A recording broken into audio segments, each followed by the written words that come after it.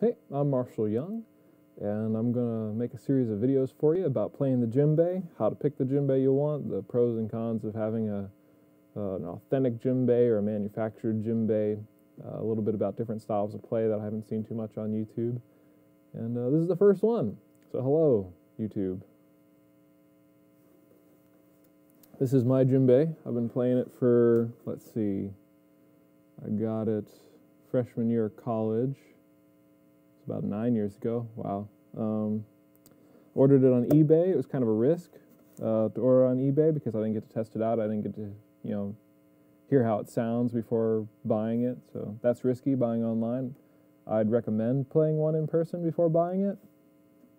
But it worked out for me. I've been really happy with this djembe. It's made of mahogany and goat skin. So, see, the pros of having an authentic djembe is that, well, one, it's authentic, so that's always kind of cool to have a real djembe.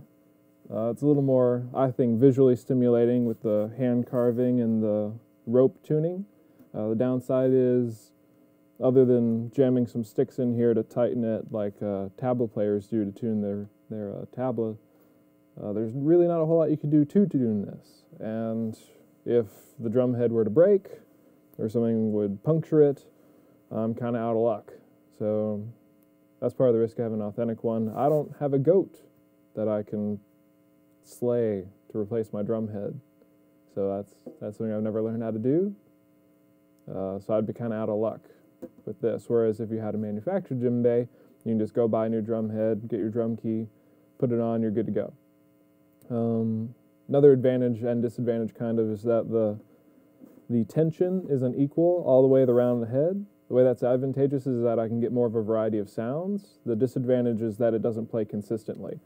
If I spin my djembe around and play on this side, it's a little looser. The way it feels, the way it rebounds isn't as good, isn't the same.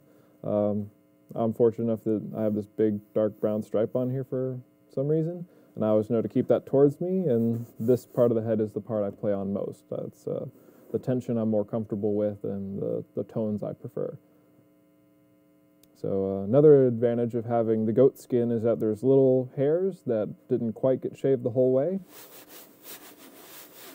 And you can get some nice textural sounds out of that you can't get off of a manufactured drum head. So that's something I like to do. I do a lot of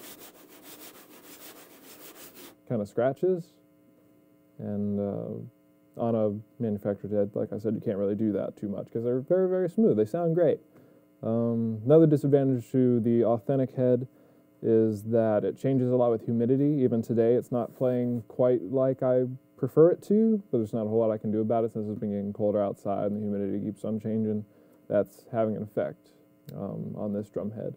I haven't experienced that on a manufactured head on other djembes I've played, but I haven't really played a manufactured head in many different circumstances to be able to experiment with that. So I really can't advise you per se on whether it has that same disadvantage of playing the same or differently one way or the other, depending on humidity. So I would say, play around, try different djembes, different sizes. Normally the price of a djembe is pretty correlated with the size of the djembe. I got a good deal on this one. I was real fortunate on eBay that way. On the manufactured ones, normally the larger they are, the more they cost. The advantage of having the larger djembe is the lower bass tone. You get a nice, strong note. The smaller djembes won't have as low of a frequency, though, so the pitches, the tones you get aren't quite as differentiated. So, but you won't necessarily need a really, really, really low bass tone. So if you can save the money and still have all your purposes met, by all means get a smaller djembe. I personally prefer the big one. I like having that deep bass tone, though because of the humidity, this bass tone isn't quite as low as it is or has been in other circumstances.